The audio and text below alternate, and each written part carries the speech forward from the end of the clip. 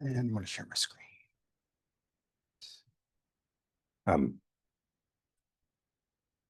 So one of the questions that came up last time, I think it was Josh that asked this, was about the origins of people doing field theory and like why they started doing it. And so I actually went back and reread the original paper that was the first one to use these methods for talking about polymers. And this was so Sam Edwards of like Doyen Edwards fame, back in, I think this was, yeah, this was published in 1965. And this was the first like stat mech paper that was able to treat polymers with excluded volume.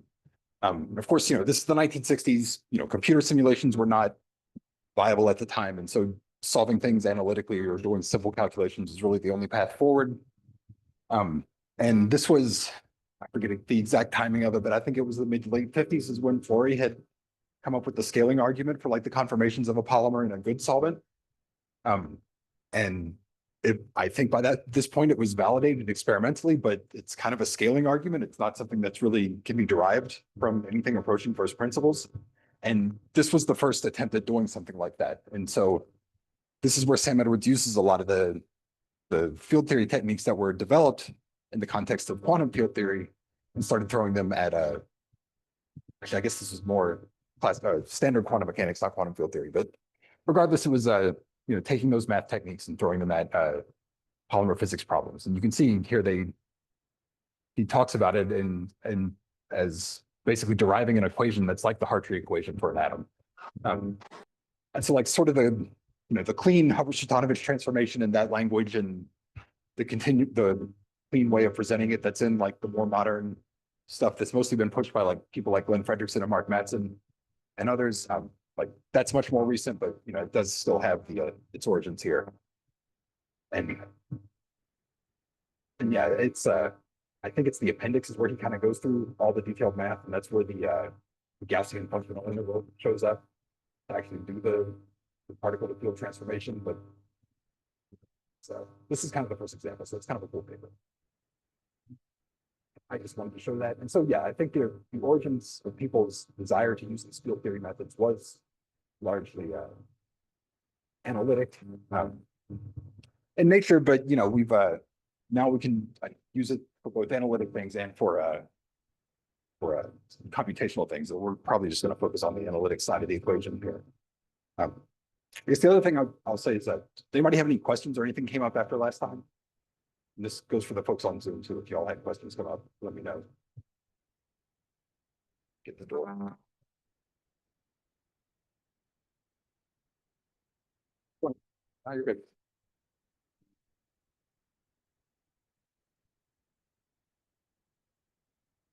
Just came in. I just took down. I put up the original Edwards paper. I went back and reread it, and so like it was a analytic. I think was the driving force for doing this stuff back in the day. All right. Well, if there's no questions, then I guess I have at least two things that I want to talk through today a little bit. I don't, we'll see if we get to anything beyond that.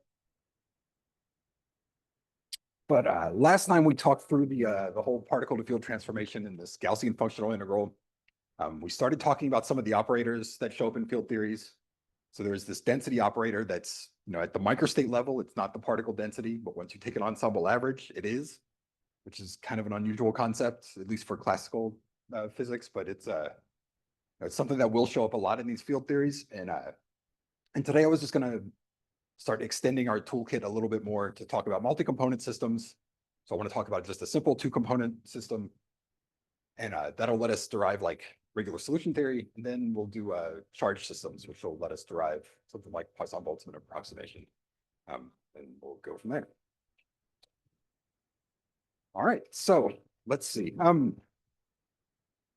Okay, so the thing that I want to start with is for a two-component system, and I'm going to start by defining the problem before we get into the math of everything, and then we'll talk about doing the particle to field transformation in the slightly more complicated system and how we can approximate it to get some analytic models. So I'm just going to very generically call the two components A and B. And so the number of molecules will be some n total.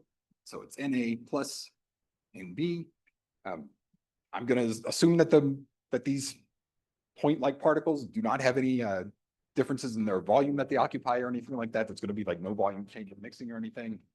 Those are assumptions that you can relax, but we're just going to take them as being the same for now. And the total density of the system is something that will show up a lot, and it's just total number of particles over the volume. And let me see, some other variables that will be handy will be the volume fractions. That'll be NA over V. Of course, VB is 1 minus VA, but NB over volume. And from last time, we talked about how to write down the particle density of this of something, and now we have two components, so there's going to be two densities that we have to keep track of, a rho A and a rho B. So our rho A of ours is going to be a sum of delta functions, but only for J for the index. So delta R minus RJ. And our rho B, similar.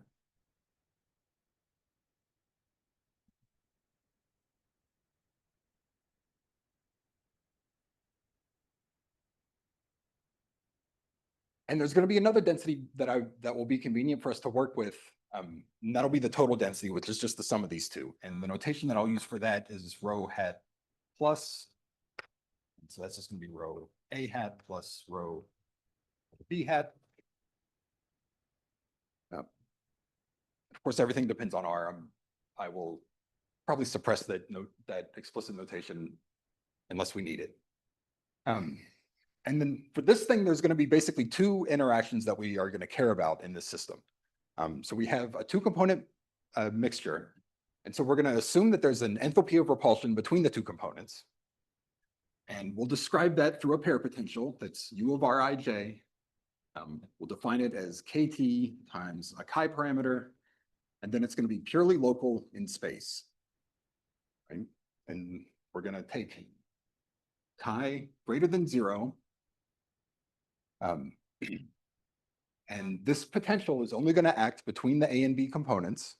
And so A is not going to interact with itself through this potential. And we'll write down that total interaction in a moment. And this chi being greater than 0 means that it's a repulsive interaction.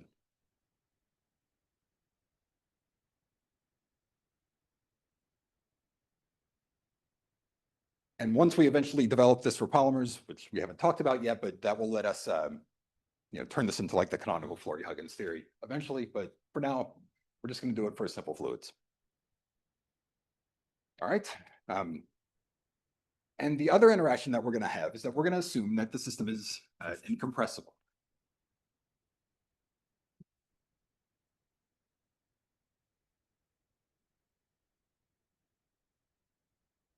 Right. So what that means is that we're going to strictly enforce that this particle density, the total particle density everywhere, has to be equal to rho naught for all R.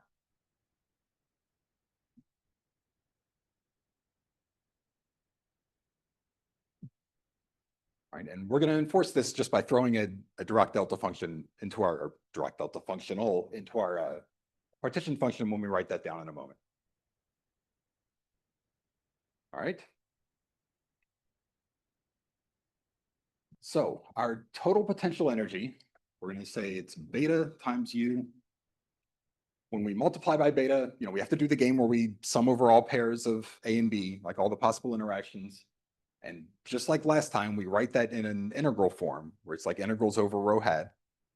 And since we're multiplying by beta, that'll kill off this KT.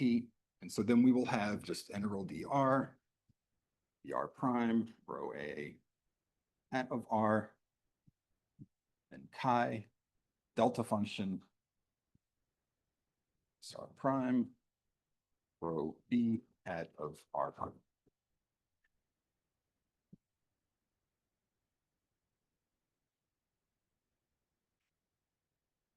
And I'm leaving the delta function explicit for now. I will probably drop that because we can just take the integral over R prime and have these two things multiplying each other at the same point in space.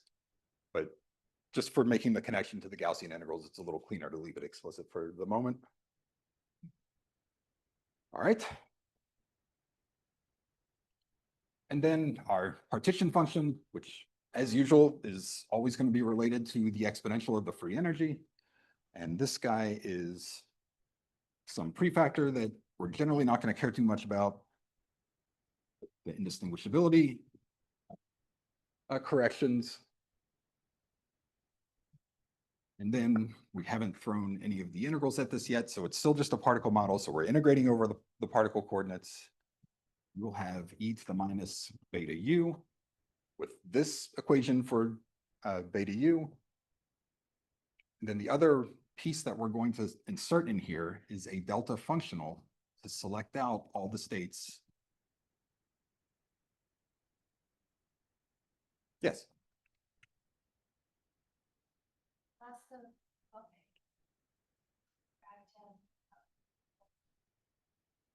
That's right.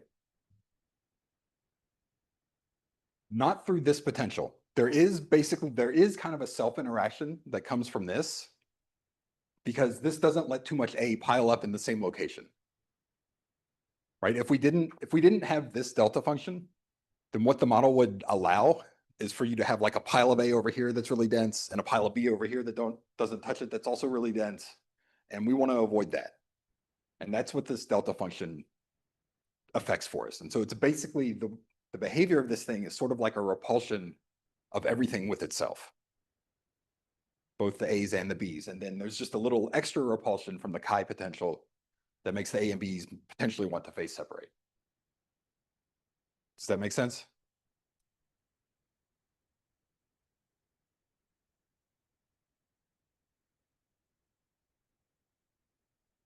All right, so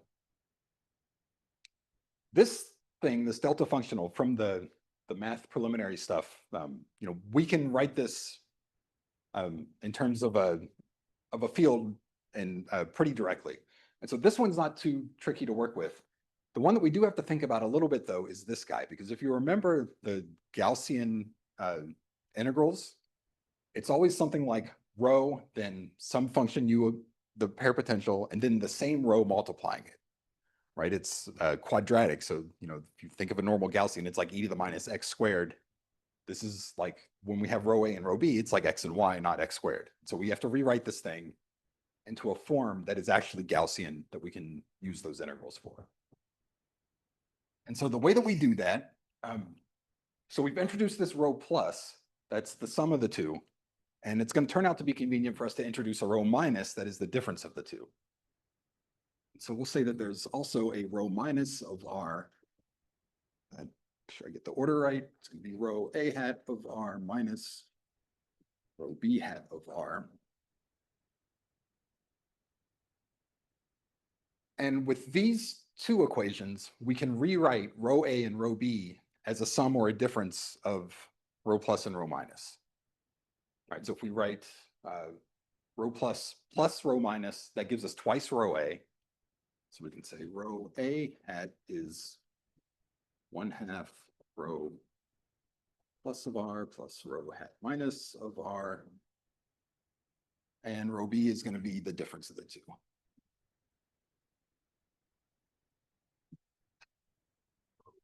Plus of r minus rho minus hat.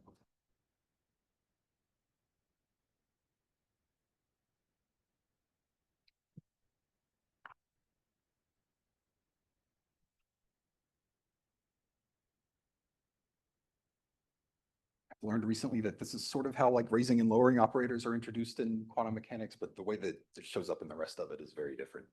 All right, and so when we plug in side of these integrals, this will let us manipulate things into a Gaussian form that we can actually invoke the HS transformations.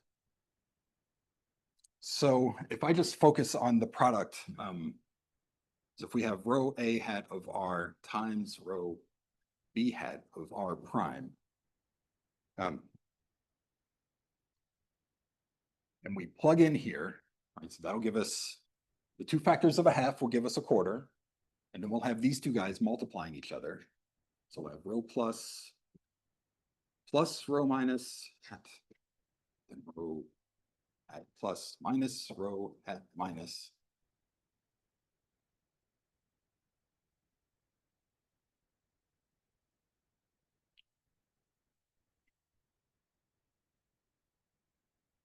And so, that's high school algebra multiplication to multiply these guys out. And the other thing that we can take advantage of is that we are selecting for states where we only have rho plus equal to a constant rho zero. And so that will also let us simplify things quite a bit. So this becomes just rho plus squared. So it'll be rho hat plus r prime, and it's minus, I think. Yeah, minus rho hat minus of r. So r prime.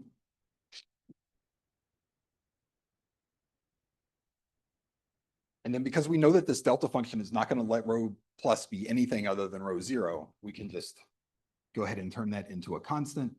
And so we'll have rho zero squared minus rho minus hat of r, rho minus hat of r prime.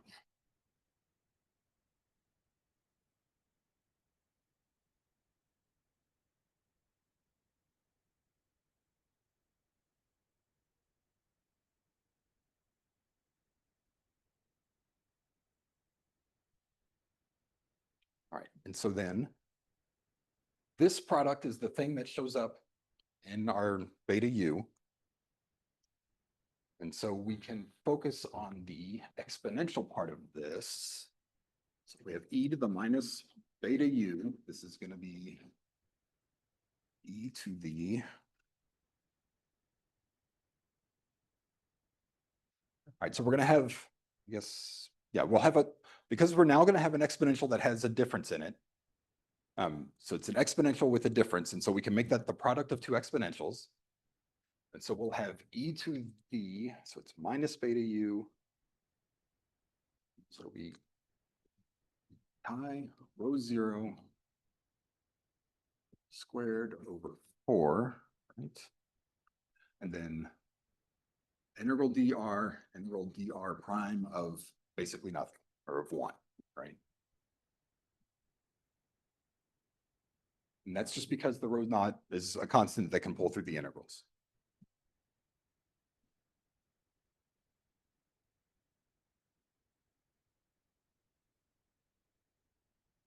Oh, sorry, this is not, it should be delta function. All right, and then this gets multiplied by e to the, after you make that substitution, it'll be chi over 4 r prime rho hat minus of r sub prime rho at minus r prime.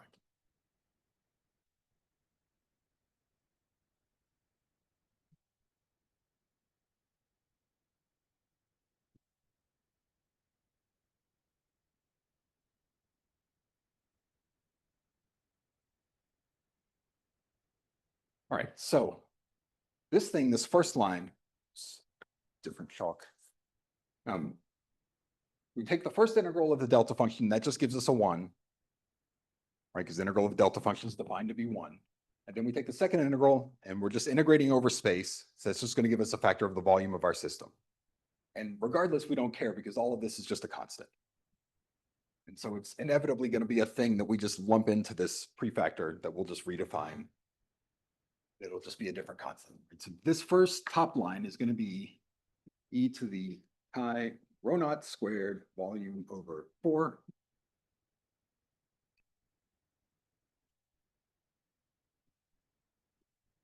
And the second line is now a Gaussian, but it has a slightly different form than what we saw last time because it's plus density squared instead of minus density squared.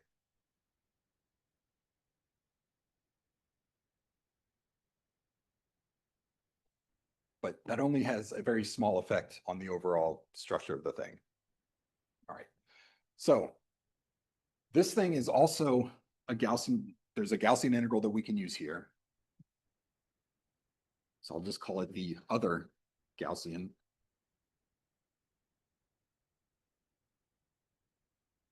And basically we can write the functional version of this in Fourier space again, except because it's a positive, we're not going to have an imaginary component floating around. That's the only real change that happens.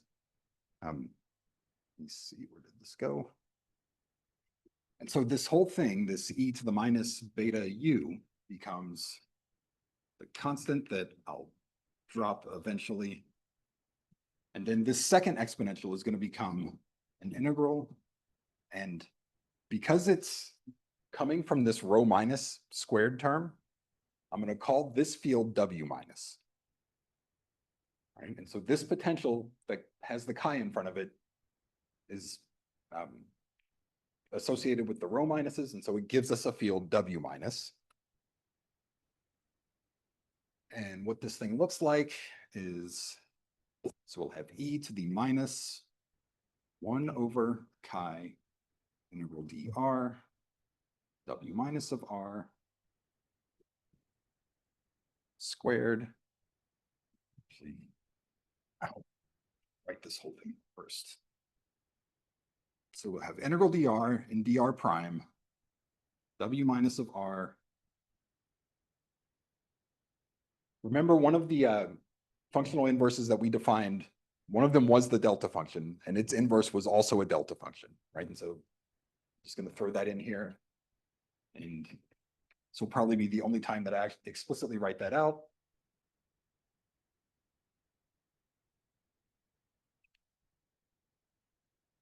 And then also inside of this exponential, this is multiplied by e to the I, is it dr, minus of r, rho hat minus of r.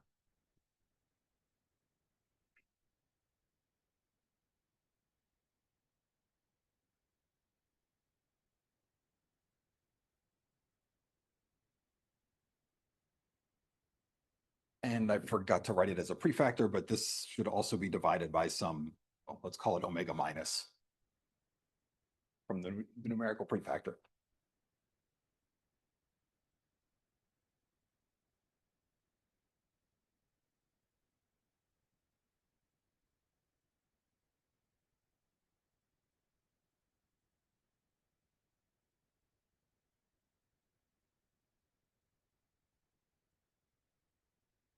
Hey Rob, just a heads up. Everything to the right of the first S in Gaussian is cut off on the Zoom. Thank you. Let me see if I can fix that.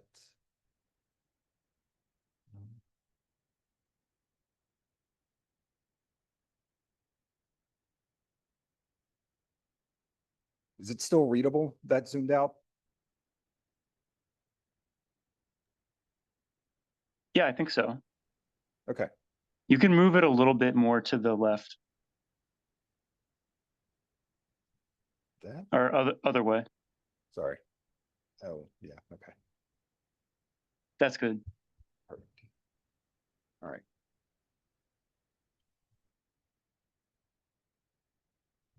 Awesome. Good shot. Okay. All right. So like we talked about last time when we were just doing the simple fluid model, the sort of key thing that we've accomplished by doing all of this is going from the model where we have particle densities multiplying each other. Right? Remember, the hats mean that there are particle coordinates buried in there, to something where now we have these maybe kind of weird field variables showing up, but now the particle densities only show up, multiplying this field variable, right? They're not, there's not this n squared operation that we formally would have to think about in order to evaluate the potential energy of one of these microstates. We're not totally done yet to write down the final field theory though, because we still have to deal with this delta function and get that out of the problem. But that one's not so bad because we can just simply double plus hat of r minus rho naught.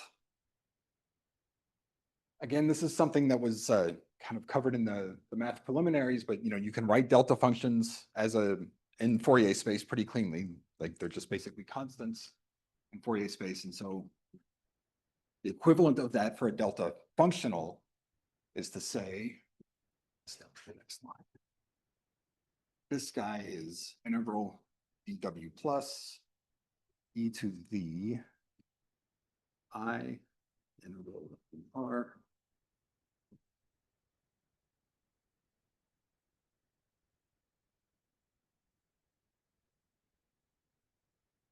Right, so we introduce a new field from the delta function, and then the argument of the delta function gets multiplied by the field.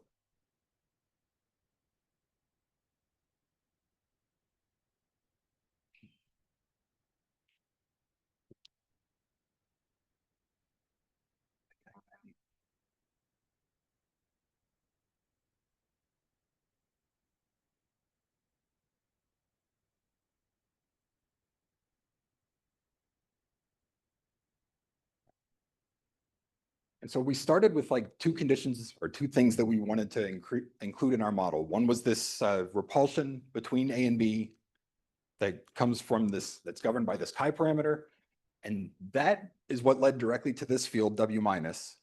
And then the other quote unquote interaction that we had is incompressibility, where we're keeping everything at rho plus to be a constant. And that gives rise to this field W plus. And this turns out to be a pretty general pattern that will happen is like anytime you have a type of interaction or a new interaction, you'll get at least one field resulting from that. Like that's generally how it's going to work. And so you have fields that are kind of conjugate to the different interactions. And so in the field theory, this one will act on the particles to maintain a uniform density. And the W plus will be the one that drives phase separation. I'm sorry, the W minus will be the one that drives phase separation for sufficiently large chi. All right, so now we can take both of these things and throw them into our partition function. And so we'll have, sorry, the total thing, I'm just going to relabel the prefactor just to acknowledge that it has different stuff now buried in it. NA and NB factorial. We'll have integral over the two field configurations. And then, all right, so we're going to have inside of this thing, inside of the exponential, we're going to have terms that come from the chi type interaction. And then we'll have terms that come from this interaction. And then I'm going to collect all of the things that involve a rho hat and put those together. Okay. So I want to sort of isolate all the particle parts of this to the extent that we can. All right.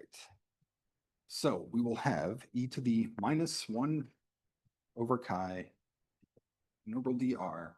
I'm going to take the integral over dr prime so that we just have w minus squared instead of having the delta function explicitly. So it's w minus of r squared. And then from here, we have another constant term that we can keep. So we'll have imaginary unit w plus times minus rho naught. So we'll have minus I rho naught, the constant dr w plus of r.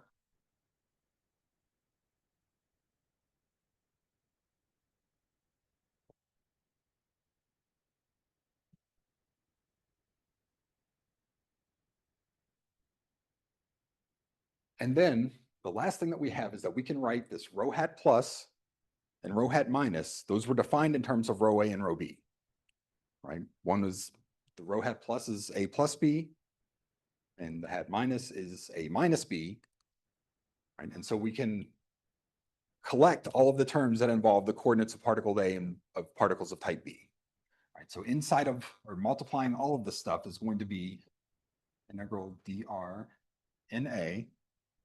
So we still have our particle coordinates for now, right? We integrate over all of the A particles. Then we'll have e to the minus dr rho hat A of r. And then because rho A hat shows up both in rho plus and in rho minus over there, we're going to have a sum of two fields in here, right? And the way that it ends up working out is that you have IW plus of R minus W minus of R.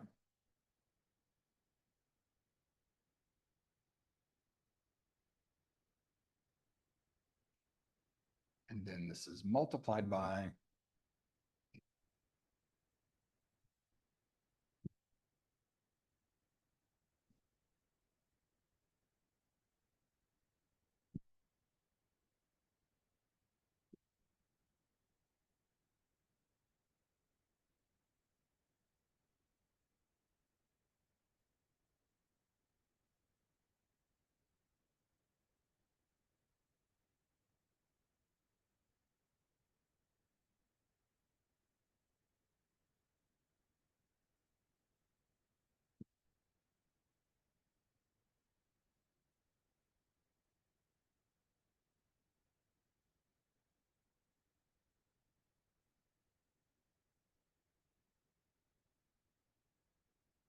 realized I skipped a fair amount of the algebra. Is it believable that this would be the result without showing the work, or do y'all want to see more of the details?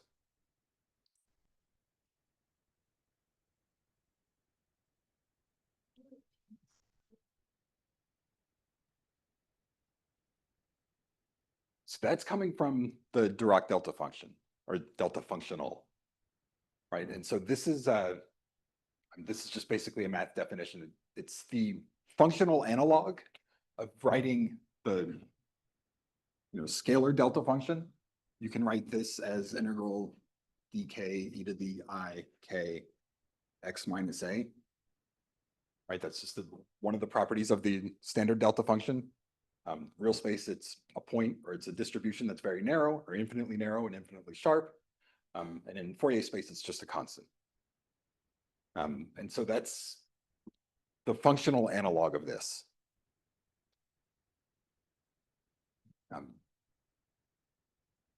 Again, you can go through a little bit more careful argument to go from here to here using that property.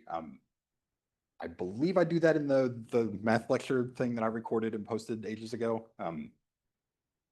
But for the sake of this, I think I just kind of want to leave it without going through it.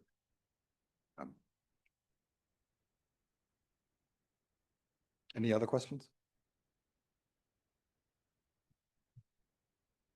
So, I guess a small thing that I'll point out here is that, the W plus field, the way that we introduced it, we have rho A plus rho B going into this thing, right? And so this W, what this field is actually doing acts the same on components A and components B, right? It's basically just not allowing them to accumulate too much or deplete too much at any point in space. And you see here where we have rho A hat and rho B hat, they're multiplying these fields. So the B particles and the A particles interact with W plus in the same way, right? The sign is the same on those two things. In contrast, W minus is the thing that's going to drive phase separation, right? It's going to be the thing that pushes them apart.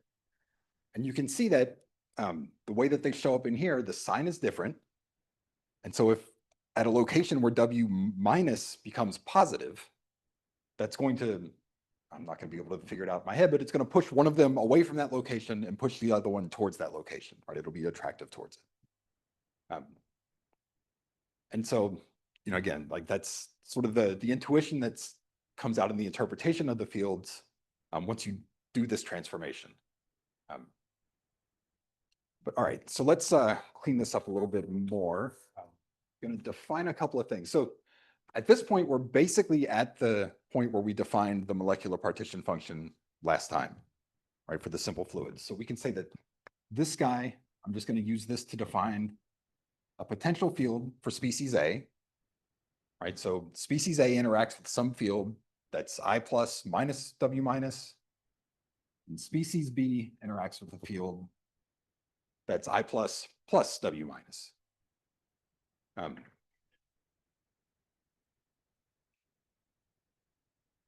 And so what we end up with this.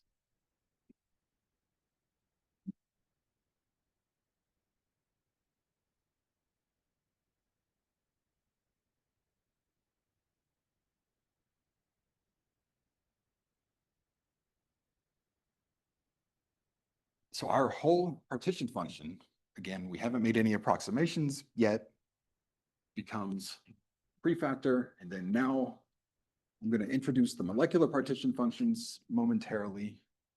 Since we an A factorial, E factorial,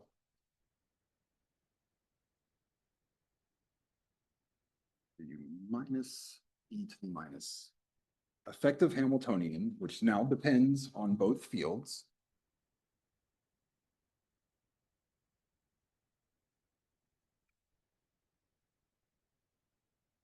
And then this H is 1 over chi. Wait, no.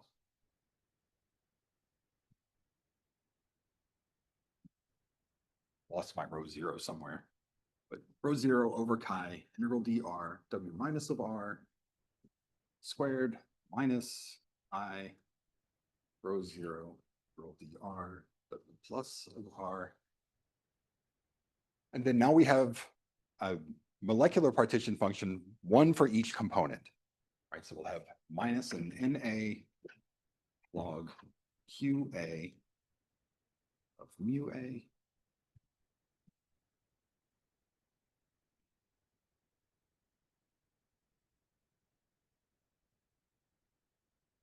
Right, and those two guys, the QA and the QB, are defined exactly analogously to how we did it last time. And just to be fully clear about it, we'll say mu K is 1 over B.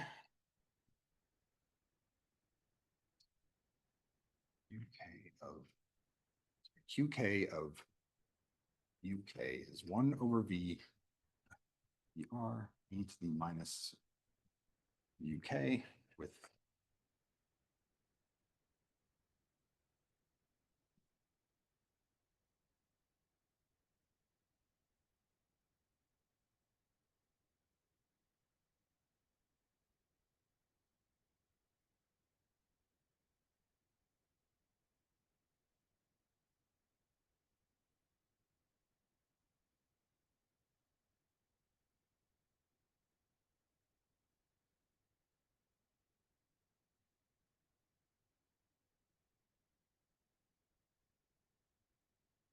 so again, the structure of this thing, the way that it ends up typically coming out, the partition function is just integral over all the things that we care about.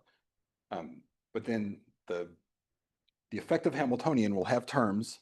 Basically, there's going to be field-only dependent terms that come from each type of interaction that we have, right? There's one from the incompressibility. There's one from the chi repulsion between the two components. And then there will be a molecular partition function for each species.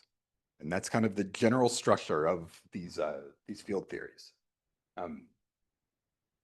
And what ends up eventually going into this queue will depend on which interactions each species is involved in, and it will depend on eventually the molecular architecture. So if we have like a homopolymer or a block-copolymer, that will affect what we put in for Q, but we'll deal with the more complicated systems in another couple of weeks.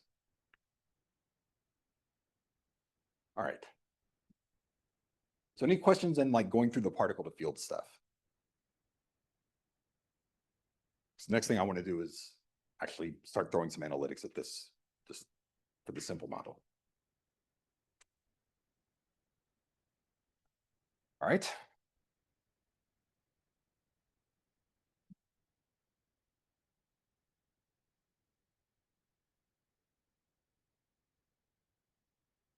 All right, so the easiest thing that we can do to start analyzing these field theories is to assume that there's just going to be one state of these fields that completely dominates these integrals. Right? And so what that means is that there's only one field configuration that minimizes the free energy, and whatever that minimum of whatever that field configuration is, that's the only thing that matters. Right? So like the effective Boltzmann weight of anything else is going to be way too low, and we're just not going to care about it. And so you can invoke the mean field approximation.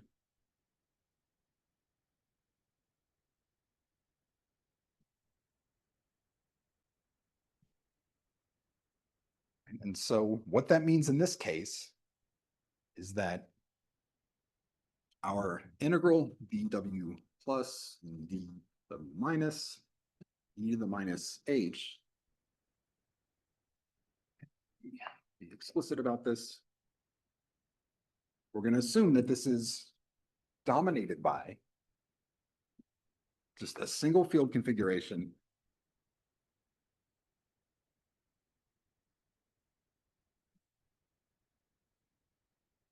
that will tag with a star to indicate that it's a mean field configuration. So we'll say W plus star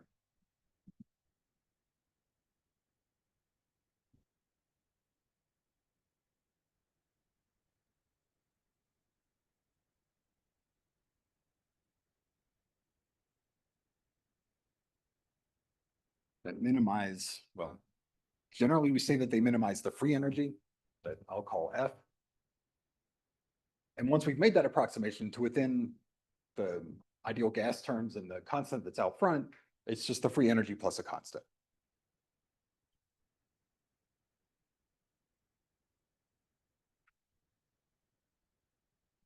And the way that we find these things is to simply take variational derivatives of the Hamiltonian, so functional derivative of h with respect to w plus, and we just set that to 0.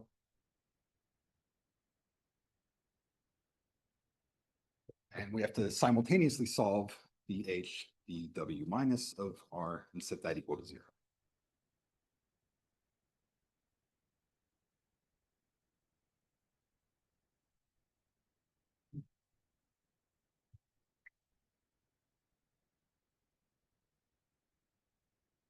The problem that we have, though, is that this is still a really nonlinear problem that we can't actually solve analytically, because we have log of q, and q has an integral of an exponential of these fields buried in it.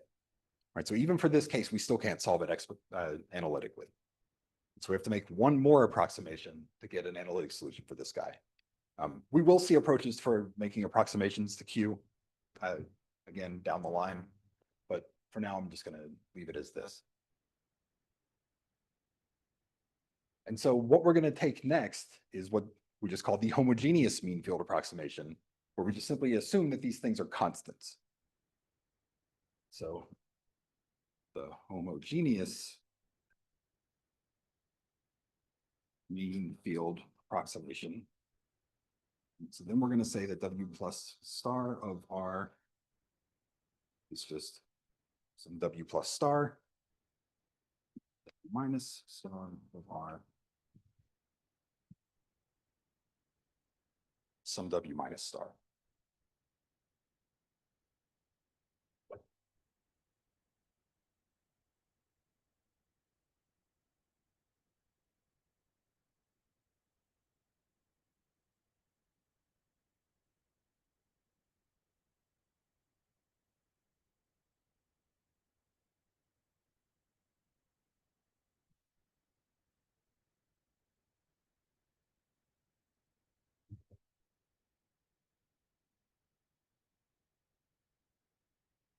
All right, and so now the only thing that we have to do is, once we've made this homogeneous mean field approximation, these things no longer depend on r.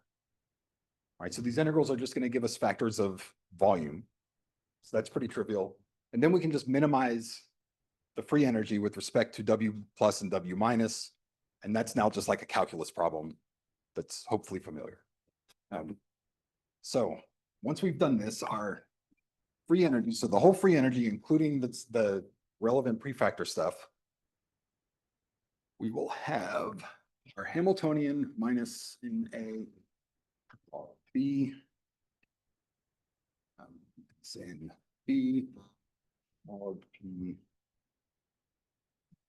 Then there's the Stirling approximation stuff. So it's log A factorial plus log B factorial.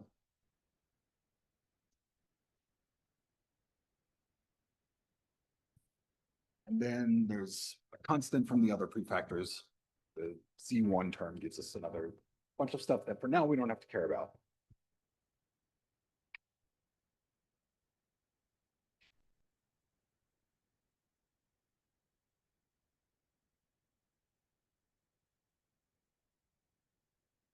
All right, so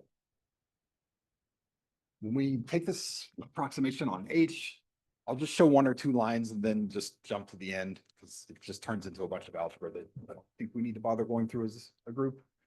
So we plug into H, right? The W minus, since we're now saying it's homogeneous, it pulls through. Integral dr gives us a volume. So we'll have rho 0 volume W minus squared over I. Right.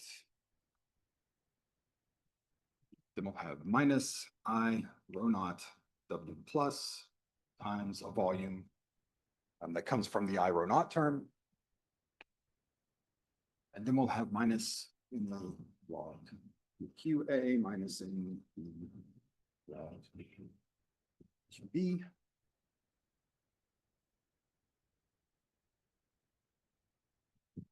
Again, for both of these guys, since our mu, the fields that they're getting hit with is now a constant, this exponential pulls through. We just have 1 over volume times the integral of 1. And so it's volume divided by volume, so that cancels out. So each Q just becomes e to the, so QA is minus IW plus W minus. QB is minus W minus.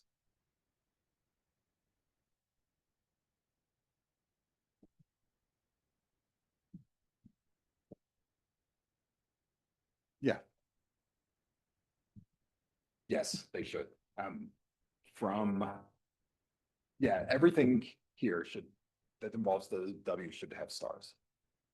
Yeah, I can just say W plus minus equals W plus minus star. Does that work?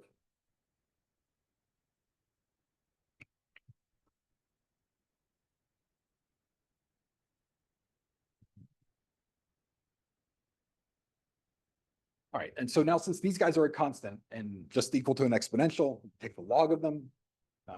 We just get the thing inside the exponential.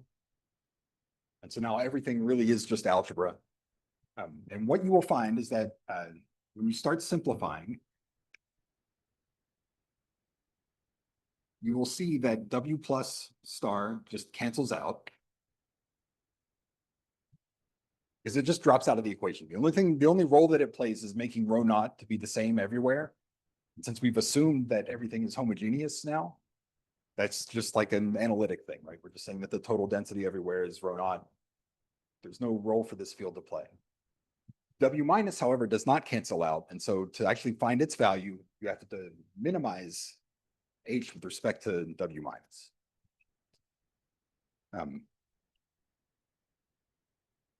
So you can take the H minus and set it equal to 0.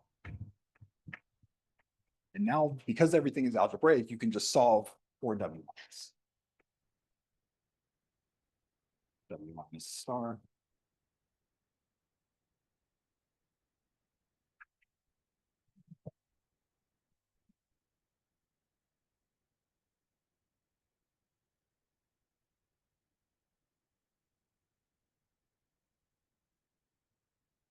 And what you get in the end, so if you plug in and simplify, you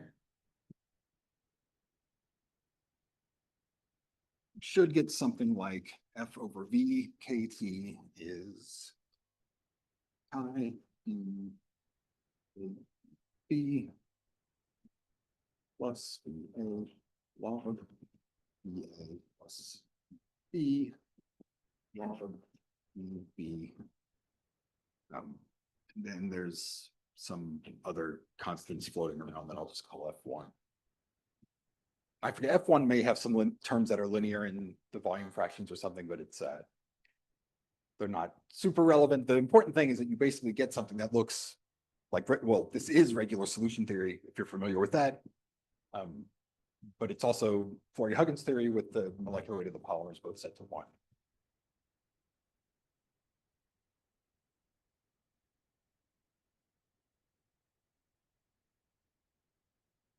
All right, so that's the simple 2-component system. Questions about this guy so far?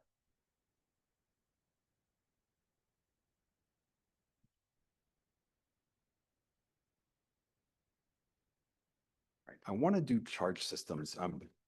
May have to gloss over some algebra in this. Yeah, we definitely will. But I would like to at least talk about charges a little bit. And maybe I'll give sort of the key equations, and then if there are questions, we can address those when we reconvene next time. All right. So let me make a clean board.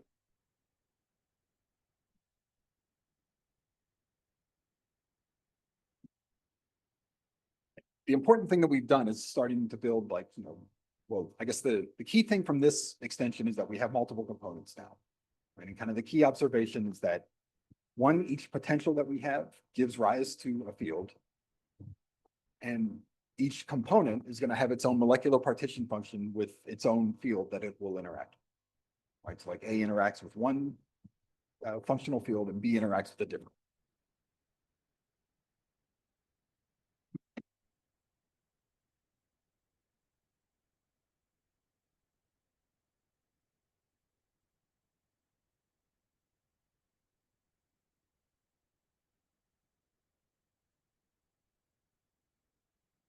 All right. So the other one that I wanted to go through is a system of point charges. Because again, this is something that turns out to be extremely useful.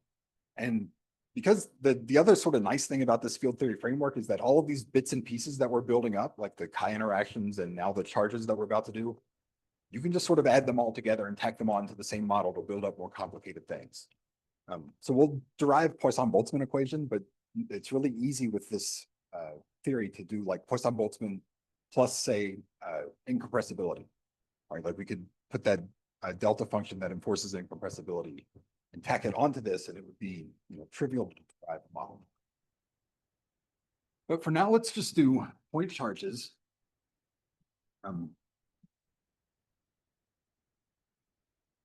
So what I'm going to do for this is, we're going to assume that we have just point charge monovalent ions. We're going to write our total charge density, rho hat C. So this is allowed to spatially vary. I'm going to keep the magnitudes of the charges explicit, even though I'm really just going to think of them as being monovalent everywhere. There's going to be N plus positive charges, so cations, minus J, and minus Z for everything. Sorry, you call it Q plus and Q minus.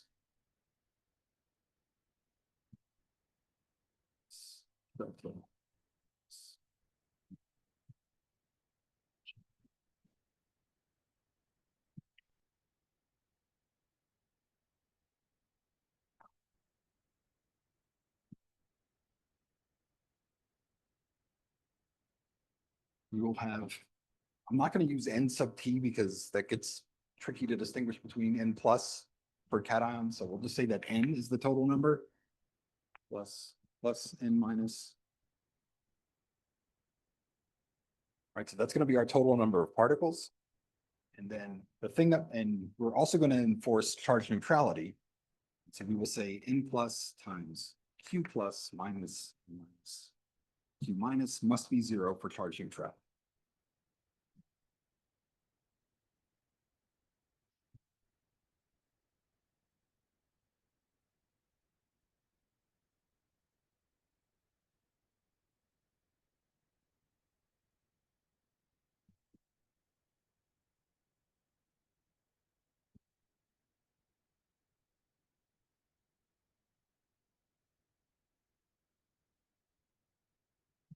Right, and for simplicity, we're not going to build any other interactions into this. We're just going to have point charges, and that's it.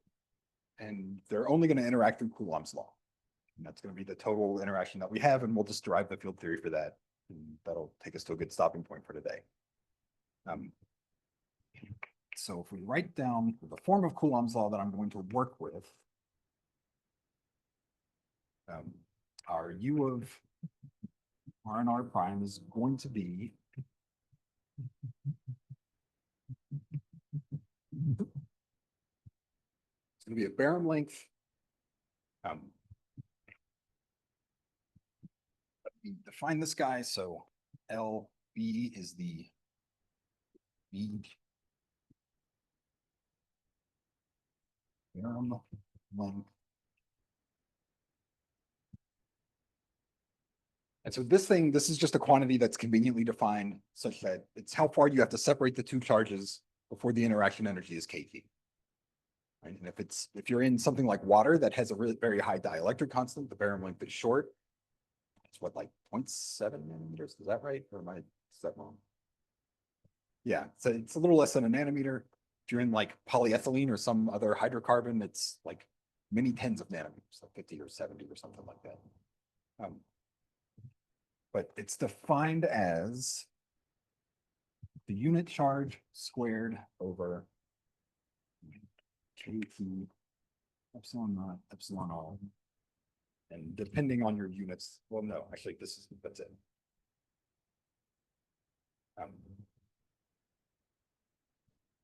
This E is the unit charge, right? The magnitude of the unit charge.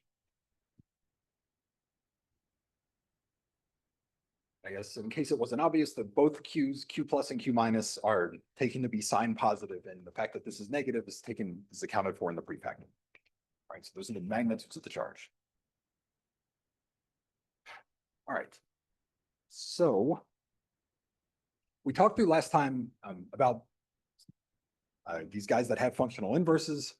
And so just to remind you, the functional inverse of the Coulomb potential is a little bit messy, but it's 1 over 4 pi LB.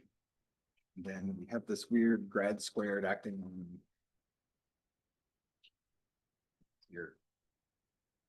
So it's the Laplacian with respect to the position R, then it's acting on the delta function R minus R prime. So that looks a little bit goofy for now. It'll look more reasonable once we go through the field theory.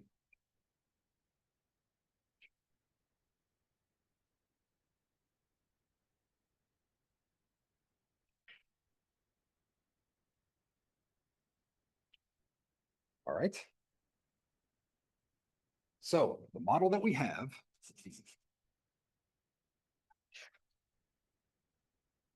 our total potential energy is going to be dr prime, the density of charges at R,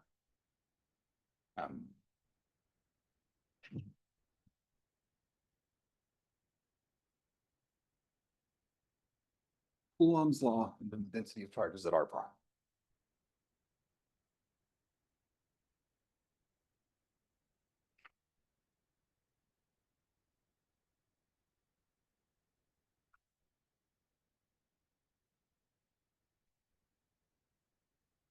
And hopefully you can see, like in the previous model, we had to play some games to get it into a Gaussian form, right? We had to do this rho plus rho minus nonsense. We're not going to have to do that here when we take the exponential of this, right? Because it's already rho hat C in both places. So we can just throw the Gaussians at this.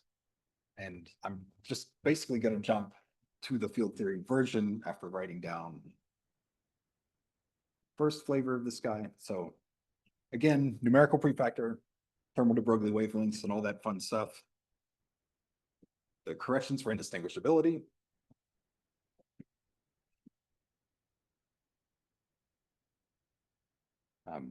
Integral over all the coordinates, e to the minus beta u.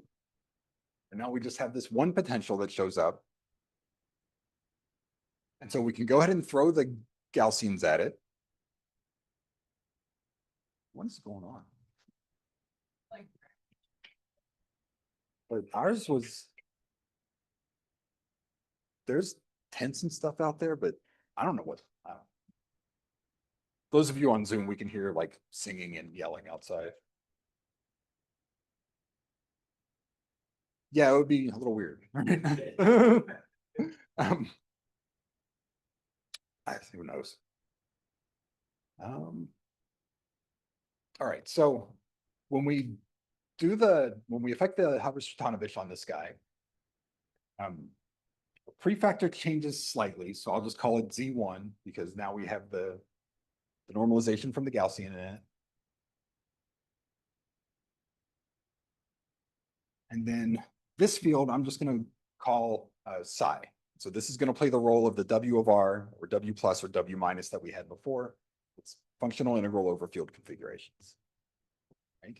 And then we still have particle coordinates for now.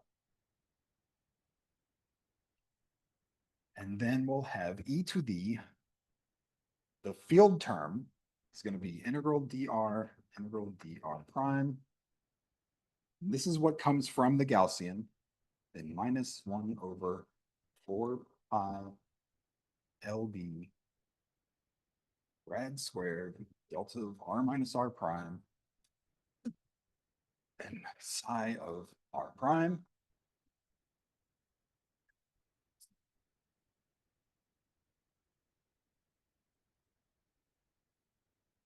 And when we take this exponential, very excited about this.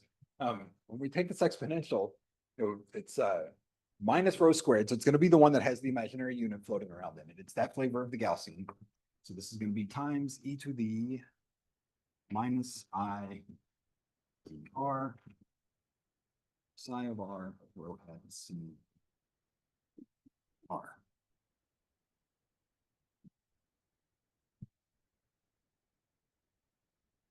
So again, we have a term that's sort of quadratic in the field. It has, some other math stuff that we'll clean up here in a second. And then a separate term that has just the particles, but it's only linear in the density, right? That's again, the key thing. It's linear in the density so that so that we don't have to deal with the pairwise interactions anymore.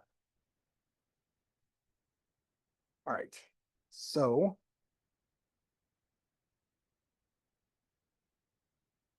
my notes are a little.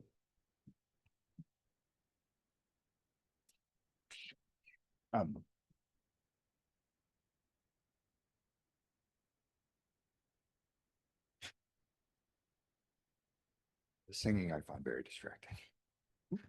All right, so let's just first focus on the parts that have the particle coordinates in it. So if we just pull out that term,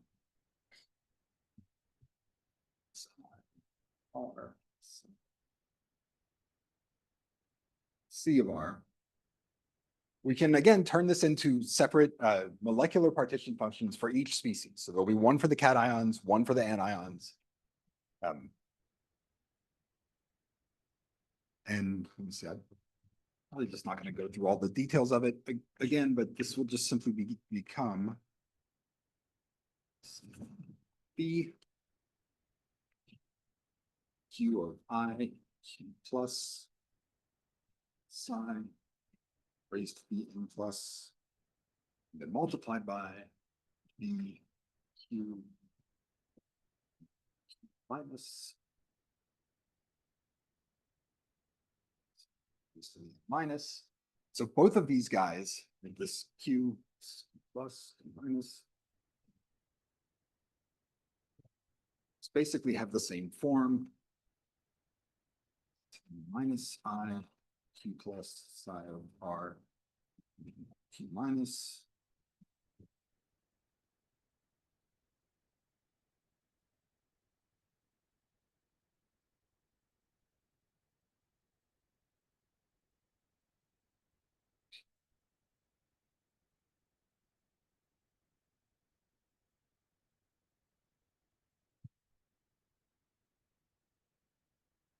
All right.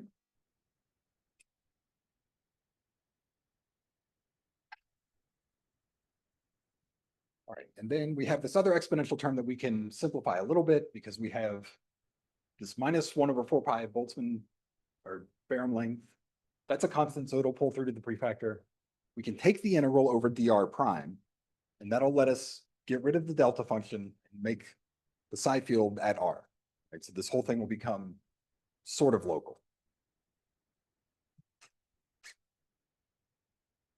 All right, so what we end up with in the end is our total partition function is, this is still the same prefactor,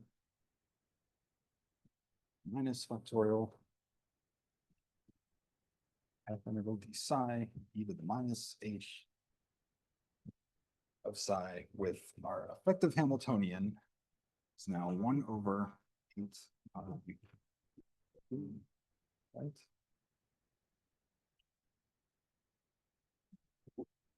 Minus 1 over 8 ILB integral dr psi of r rad squared psi of r. All right, so once we take the integral over r prime, then that second derivative thing starts to make a little bit more sense. And just acts on the thing to the right of it. Then we have minus and plus log q plus minus and minus log q minus.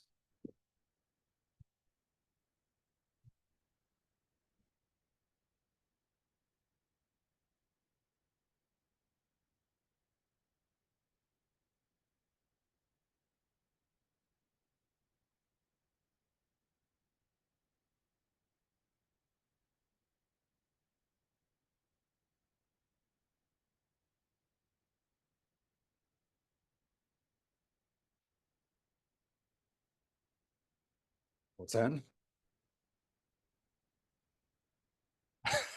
I hope it's not actually Dolly Parton. I'd be upset if I was missing that. All right, so this is one form of this effective Hamiltonian, and I mean, again, it sort of looks very much like you would. It's sort of starting to hopefully present the pattern that shows up, where we have something that depends on the fields. Maybe the specific form of that varies depending on the type of interactions that we have, and then there's molecular partition functions for each species. For this particular one, since it's charges, and that's a very useful thing to study. I do want to say that the first term, this -1/8 pi LB equal dr psi grad squared psi. This is often rewritten in another form that I'll talk through just briefly, because you can take an integration by parts to move one of these gradients so that it acts on the other field. Okay, and so you do an integration by parts on this guy, because remember, if you have a product of functions that you're integrating, an integration by parts basically moves a derivative from one over to the other function. So what you end up with, and it flips the sign here. So you'll have 1/8 pi LB equal dr, and then we have grad psi of r, grad sum of r.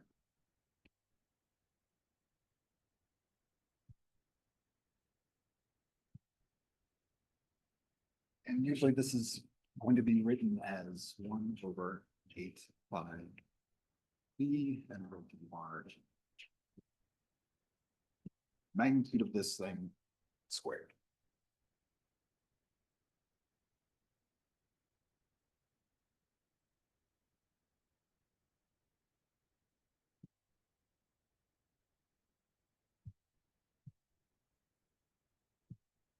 So I threw out something when I did the integration by parts, though. Right? There's a surface term, or the boundary condition term, that always shows up. And there's a bunch of ways of arguing for why you should throw that term away.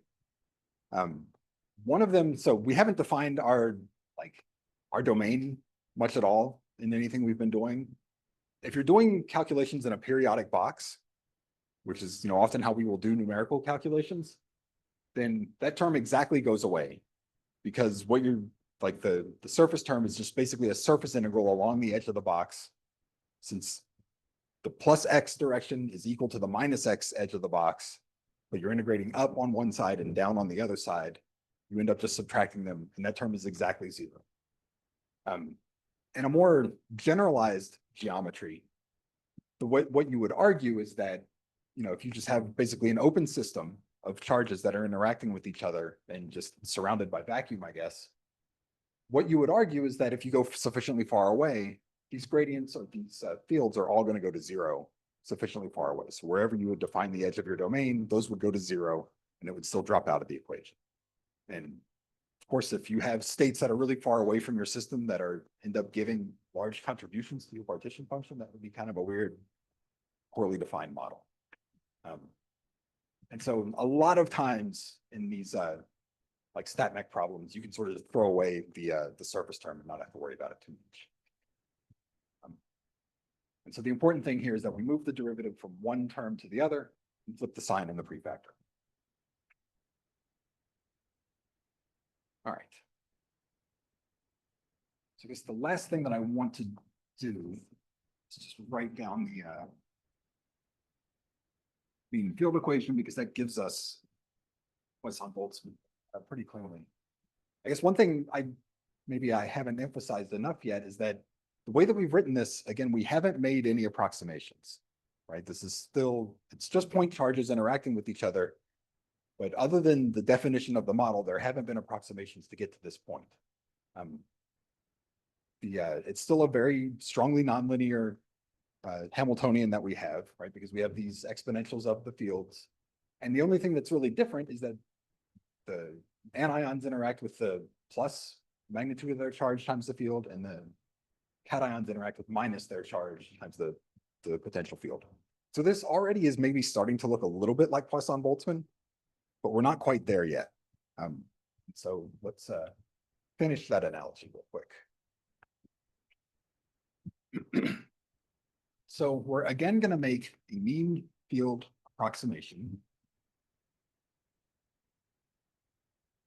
And so that means that we're going to say that our total partition function, that's d1, b to the n, minus factorial, integral over fields, e to the minus h, with still that full Hamiltonian. And we're going to say that this is equal roughly same prefactor b plus minus e to the minus h. We're going to evaluate this at the mean field configuration of the potential.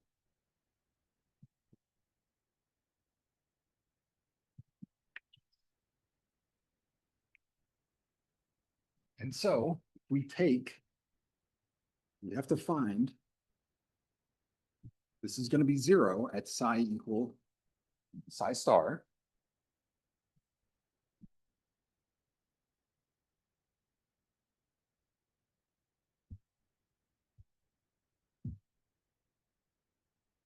And this, again, this sort of gets a little, I'm going to have to gloss over a little bit of math here, because taking the variational derivative of this thing that involves gradients of the field. Again, this is an example that I worked through in that math lecture that I sent in the first email. So if you're interested, go back and and it goes through that in some detail, but I'm just going to tell you that. So we're going to use the fact that b psi of dr, this variational derivative is just equal to minus 2 grad squared psi of r.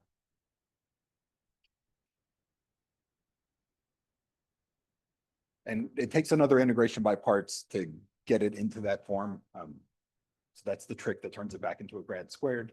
But again, I don't want to go through the demonstration of how you get there.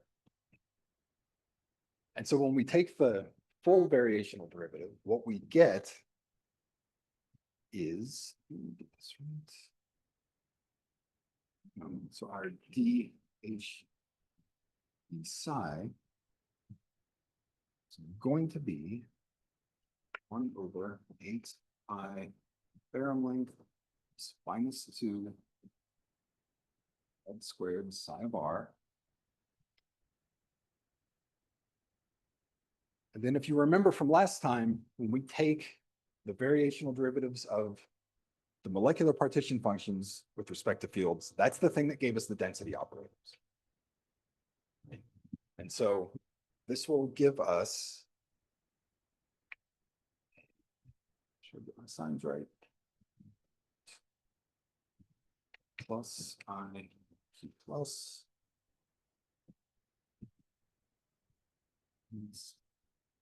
minus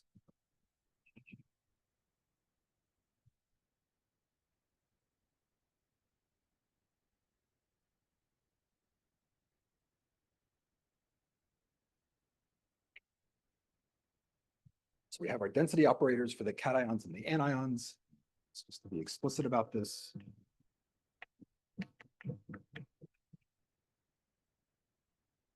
This is 1 over B Q need to be plus.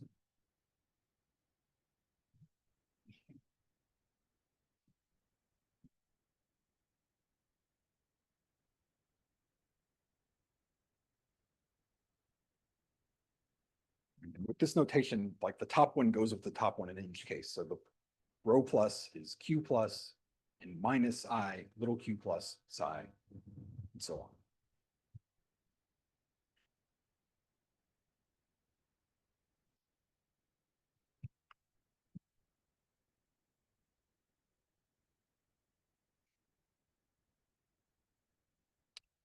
All right. And then if we just let the magnitudes of the two charges be equal, so if we say Q plus is Q minus, right? We've already built the sign into it. Just call this guy Q. Then we can say that basically this equation is going to give us, so the 2 is going to cancel, so a minus grad squared psi 4 pi barren length plus I.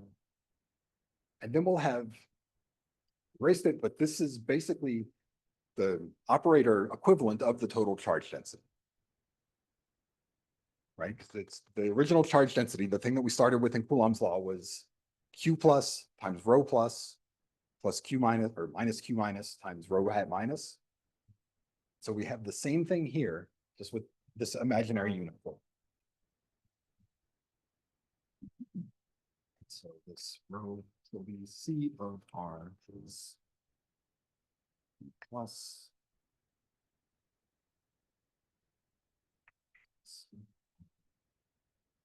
minus Q minus rho to the minus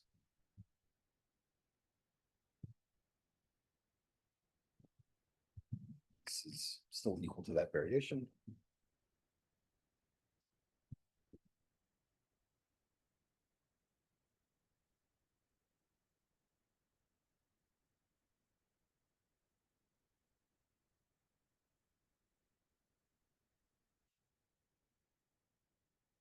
So that's our derivative, and now we just set it equal to 0, and that gives us the equation that we need to solve for our mean field solution. Right, so we set H psi 0, then we will have grad squared psi field of R. It's going to be equal to 4 E field of R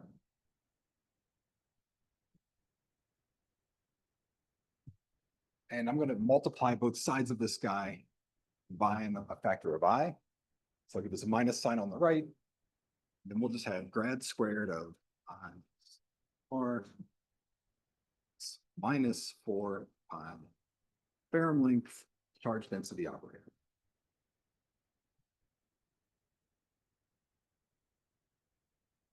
And since that charge density is just exponential in this field, if we just think of the product I times psi as being the electrostatic potential, then we have the Poisson-Boltzmann equation as the final solution. So if you interpret I psi of R as the electrostatic potential,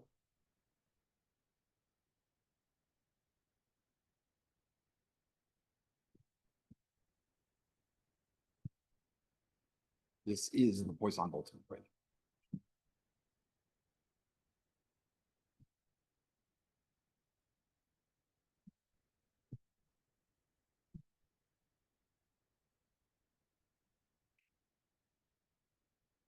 But the cool thing about this, at least I think, is that by embedding this and getting it from this framework, you have ways of correcting it. Like we will, one of the things that we'll do in a couple of weeks is talking about, ways that we can analytically go beyond the mean field approximation.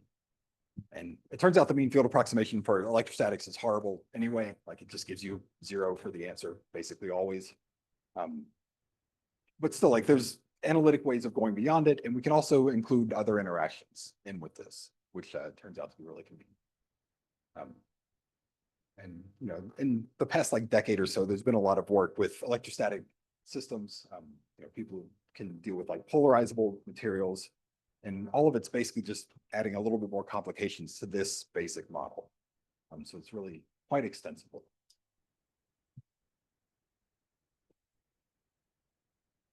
All right, I realize that was maybe a little quick there at the end, but any questions on this?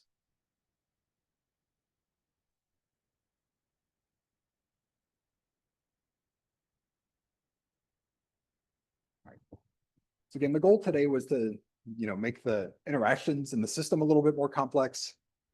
Next time when we meet, we'll start making the molecules themselves more complex. So I'll probably do a quick discussion of the Meyer-Sape theory and how you can do Meyer-Sape for liquid crystals in this. And then we'll get on to polymers.